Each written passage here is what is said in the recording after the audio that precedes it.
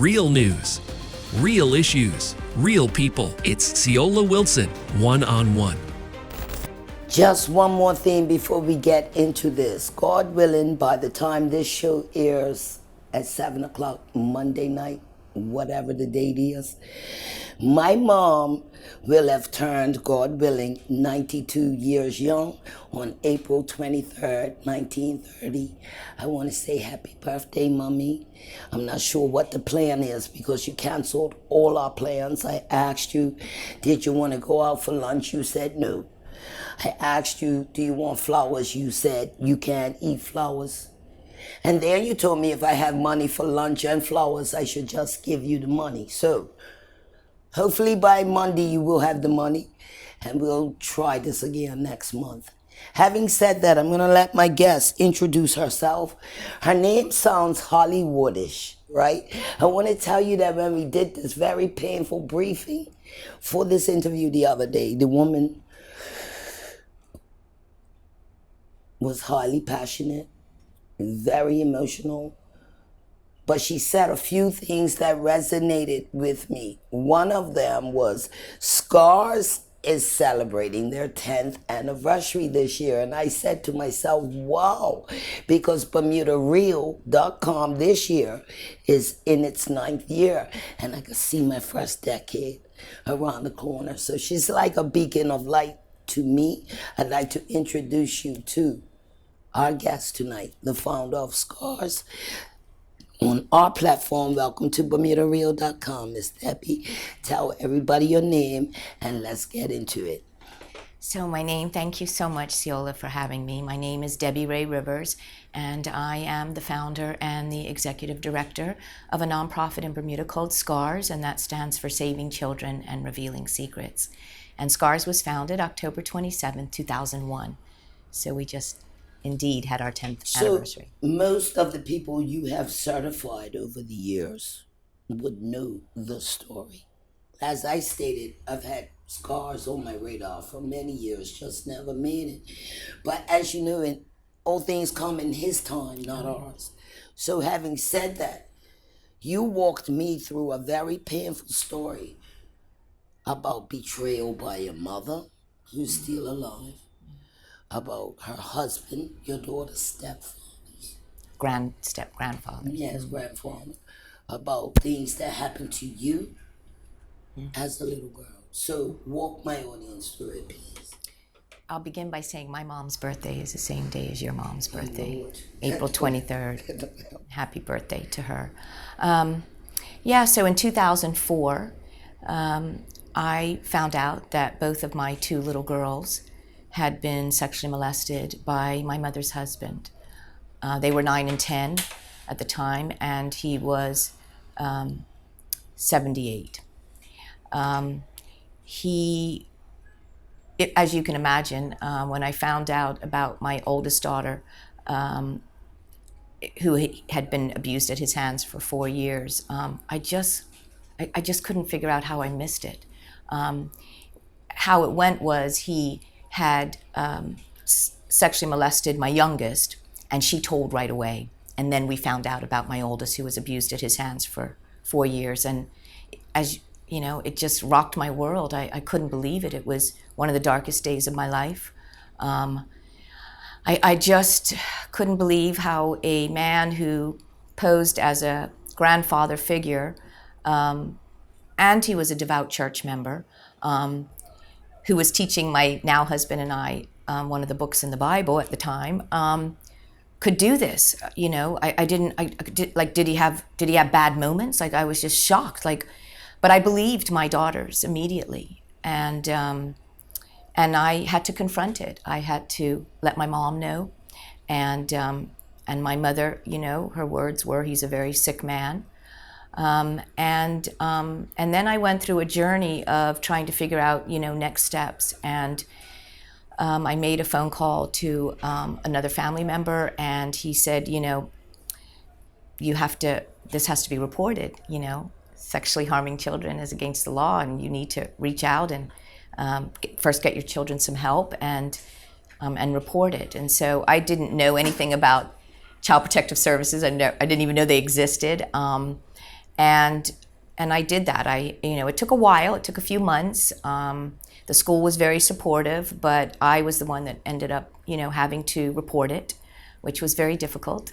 And I let the family know that this is what I'm going to do. But one would think your mom would have left this man. That didn't happen. No, it didn't. You said she was your best friend and you were betrayed. How do you feel about that? Saddened, actually. But people have choices, and I've realized that she had a choice to make. She had a choice to... But why do women, because I've covered cases, I won't say whose case, I can't really remember all the names, but I was in court one day, and this man, this mother's boyfriend, was having active sexual relations with the mother and her 2 teenage daughters.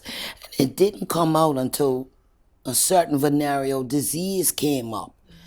But this woman, when the judge sentenced her boyfriend to jail for having sexual relations with minors, got up in court and screamed, "But that's my man."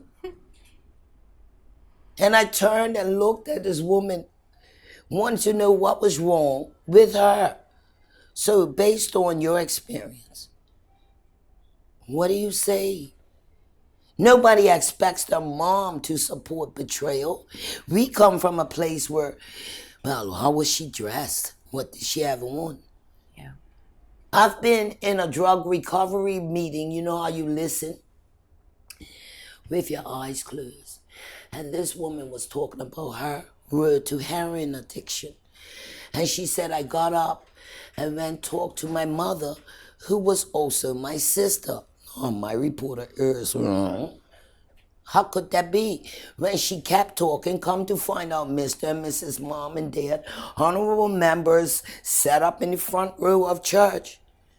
That woman stayed married to that man, knowing he had sexual relations with every last one of her daughters that they produced. It didn't erupt until Papa was trying to go for the great-grands.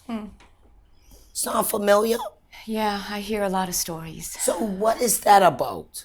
You know what I think it's about, Ceola? I don't know. Self-worth. Many people who are in relationships with people that harm children have low self-esteem themselves and suffer from, lack of self-worth. It could be some sort of confusion with their religious background.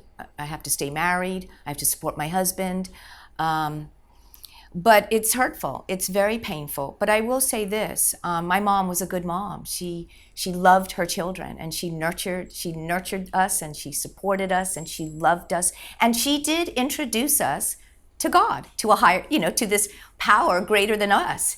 And I'm grateful for that. I have things that I'm grateful for. But there had to be boundaries put up when it comes to my children, and I had to make some really difficult choices. I gave her a choice, that if she left him, I would take care of her for the rest of her life. But if she stayed with him, there would be consequences to that, and there would be boundaries in our relationship. I would love her from afar. I didn't hate her. I don't have any hatred in my heart at all, but there were going to be consequences because no one is above the law. Even our husbands, our relatives, our golf buddies, the people we care about, our coworkers. No one is above the law when it comes. Our husbands, our wives, our aunts, our uncles, because sexual abuse doesn't discriminate. A perpetrator can be anyone. But no one is above the law when it comes to this. There are consequences that children have to see that my mom or my dad or this person in my life will do anything to protect me. And that might mean, a broken relationship with a relative or somebody that you're close to. So what happened when you were abused as a child? Did you ever tell? No, not till my late 30s. Because why? Well, and I didn't start Scars because of me. Let me just say that. I pushed down all my own abuse for years. It didn't come out till my late 30s. A lot of it was, I'm a perfectionist. Perfectionism is one of the symptoms of survivors, according to research. I didn't want my life not to be perfect. I had already found out at the age of 19 that by my mom that I was the product of rape, that the man who married her and she was pregnant with me was not my biological father. You didn't find that out until I was 19 when, my parents went through a divorce. Not a very nice divorce. And then I found out that he wasn't my biological father, but he was a great father. And he did, he loved me and he loved my younger brother, which was his son. And so, and then I lived my life. I lived through my younger adult years and, early years, just many times not making good choices. But now I understand myself. So when you say that, you're saying as a teenager, what, you ran wild and oh was yeah, a bad girl, yeah, I lost my Because people are gonna say this looked like a well-to-do white woman. Yeah, well, what you see on the outside is not necessarily a story of somebody's story. And no, I am not perfect. I can tell you that. I had a lot of sexual partners. That is not a secret with my children and my now wonderful husband. I did. I confused the act of sex with love, with intimacy. It was just an act. If I didn't have sex, no one was going to love me. No one was going to care about me. That was the way I felt worthy and important, was by the act, having the act, this act of sex. And while you mention that, let me just hold this up. I see students on the bus with expensive phones, access to the internet. I often wonder, do their mothers, parents even know what they're doing on the internet? Because we've had young girls who've exposed themselves physically on this telephone, sent it to a guy they gave it up to, published that information, and killed themselves. Mm-hmm. You think people even know? Do they care? It's definitely a problem. I would say to parents, as I say in our trainings, know where your children are going on their devices. Go to a wonderful website that we have here in Bermuda, cybertips.bm. Find out, what you can do to help keep your child safe. Because I can tell you one thing. Sexual predators are looking for children on those devices. And if you know anything, over COVID, when we were in lockdown and shelter in place, there were, according to the webinars that I was in all over the world, there were over 500,000 predators looking for children on their devices to groom them. So if you're a parent with a child that has a device, which most children do, please know where they are, please know where they're going, please know who they're communicating with, because that is a perfect place to groom children. There's a lot of great things about the internet, but there's also things that we need to be very cautious about, because children will be groomed. And that's why we say, we need to build our children's self-esteem and their self-worth, to let them know that they're beautiful no matter what, that they're special, that their private body parts are special and private. That is not where you find self-worth. No, but it's funny you mention that, because when my son was in primary school, I had a conversation when he was at that age where he wanted to be independent. Now, I live by the road. We have a lot of tracks. He wanted to ride his pedal bike, which we're close enough to do. But to do that, he'd have to go through the tracks. I remember the day I had to sit this old boy down and explain to him that some serious nasty things happens to little boys on the tracks. Yeah, good for you. Yeah. And then I asked him, I said, do they tell you children anything about if a stranger comes and you got a puppy and you come instead of mommy or daddy? He said, no. I said, well, what do they tell you? He said, don't do drugs, mama. They don't tell you don't go with Uncle George. If you're uncomfortable, go run to the off. They don't tell you that. But the other culture we come from with children, his parents will say, what happens in this house stays in this house. When they know a lot of madness is going on in the house. What is that about Bermuda? Well, I no, think because you know what? We say what's in your wallet while we're chasing paper, but nobody wants to talk about what's in the closet. Yeah. And then nothing's changed. You mentioned how we used words back in the day like so-and-so was interfered with. Just the language. Just having to walk your daughters through that court system. Yeah. Until a lot of this stuff didn't exist. Well, it's not me. I don't want to take the until glory. Scars. Scars. Yeah, until Scars came to educate our people, to know that this is not okay to use children for sexual pleasure. It will cause pain. And sometimes children will live with that for so many years without even understanding what happened to them. There's so much confusion. There's so much shame, Ceola. Nothing silences us more than shame. Shame keeps people quiet. And sexual abuse is very shameful, and we don't want to hurt others. Why? Like the women feel what? It's their fault, and men, or I did something wrong, or what did I do to cause this? Or, I was... And let me stop you. Yeah. It's different, a whole different thing when little boys are sexually abused. It's harder for a little boy to admit that a courtroom. It is. It really is. And we have a lot of male survivors. And it's just so sad because I think it affects, sometimes their sexuality. Boys were meant to be protectors, be able to defend themselves. That's how little boys are made. We know that. And when a little boy has been inappropriately touched, or someone has had sex with them, or whether it's a male or a woman, they get older and they're like, why? Because no child says, oh, I love this. I'm sorry, no child is going to say this is right. They don't even understand what's happening to them.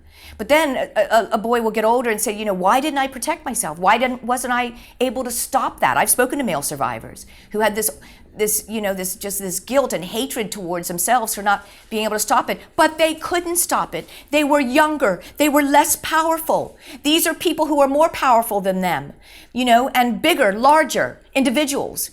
And they couldn't stop it. Whether it's any type of abuse, a little child cannot defend themselves. And children were never meant to come into this world to be harmed. They were meant to be saved, safe, and protected.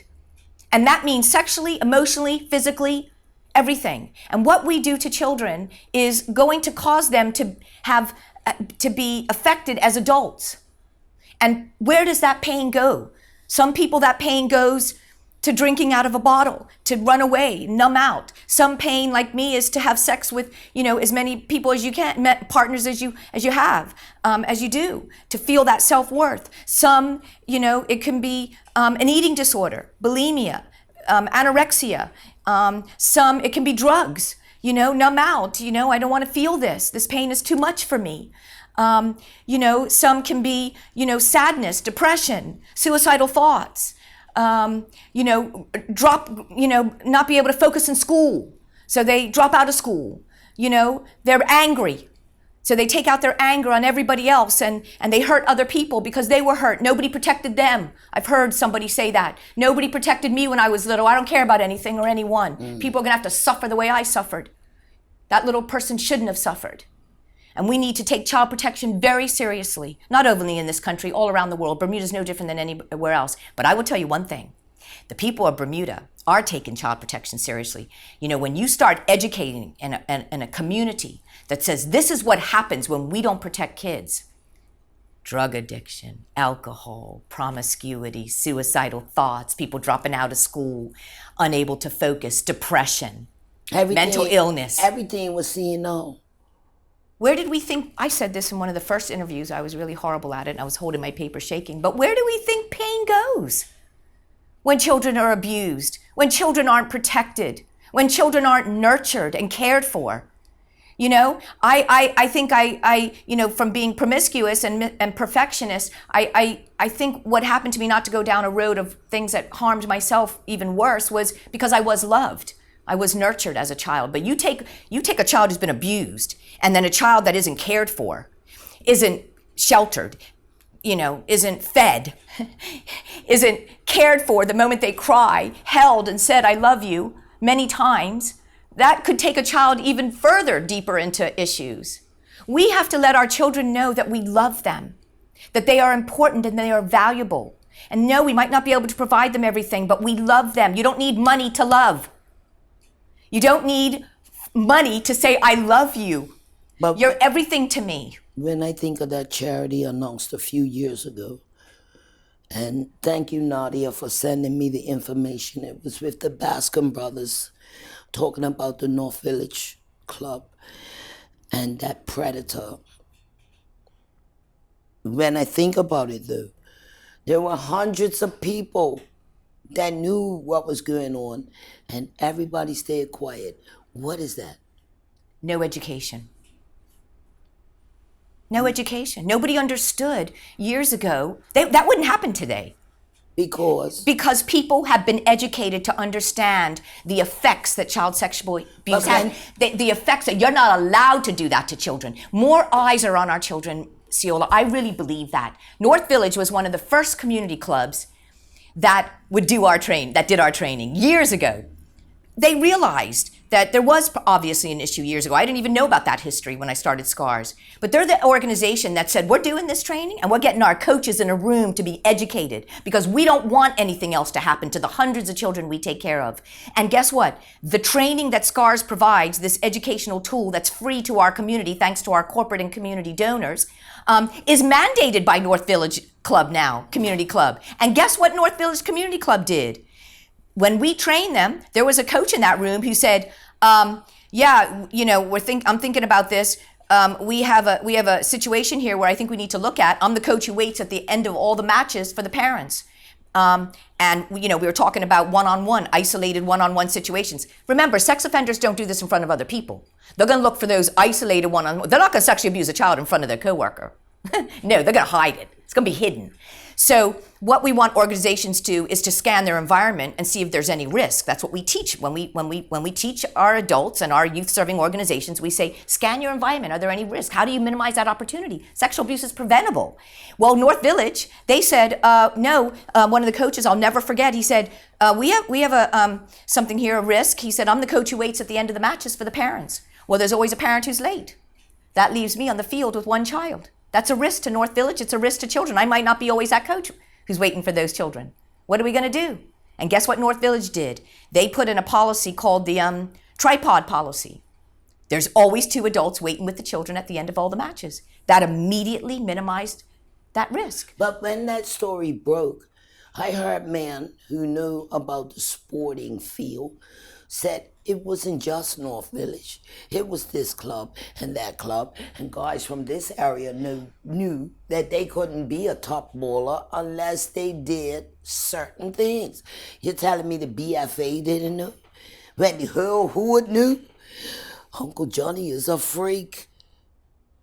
Yeah. They all knew what he was doing. They all knew who he was doing it to. Nobody said nothing. What is that? That's uneducation. Not educated. Not being educated and understand the damage that this caused. Protecting other people. Listen, the word sex is a very uncomfortable topic. We couldn't even call a penis years ago. We gave it all sort of names. Willie, Boy, Johnson. We couldn't call it. Oh yeah, anything you could call it, you called, but you didn't call it a penis. So much shame around the private parts. So much shame around the body. I mean, I didn't have enough conversations with my own children about body safety. I left that up to a book, Miss America doll, I think it was. I had one conversation. I bathed them, say, nobody touches your privates. I didn't want to have male babysitters because the man who abused me was a male babysitter, so I just didn't have male babysitters, but I trusted other people because I didn't really understand that a sex offender can be anyone. And I was so uncomfortable myself with the topic, I didn't have enough conversation. It's not just a one-time conversation. It's a conversation that we're trying to encourage our parents to start early and talk often. Let children know their body parts are special and private. Nobody should touch them, view them, or take pictures of their private parts, and they shouldn't do it to others. We hear a lot about child-on-child abuse. I've heard so many stories, cousin on cousin, brother, sister, brother on brother, sibling on sibling. And I think that's because as parents, we didn't sit down, siblings together, and talk about, listen, your private parts are private. You don't touch each other. Nobody touches you. Not in a punitive way, but a way to say those are very special and private. Listen, sex feels good. Okay? So sometimes children explore because their body is responding to something.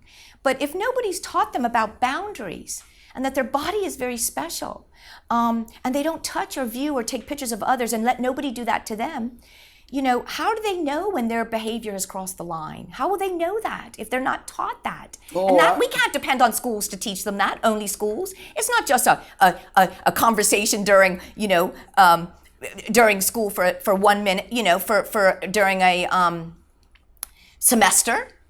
It's a conversation that we want children to feel comfortable with. We'll be right back after these messages. Stay tuned.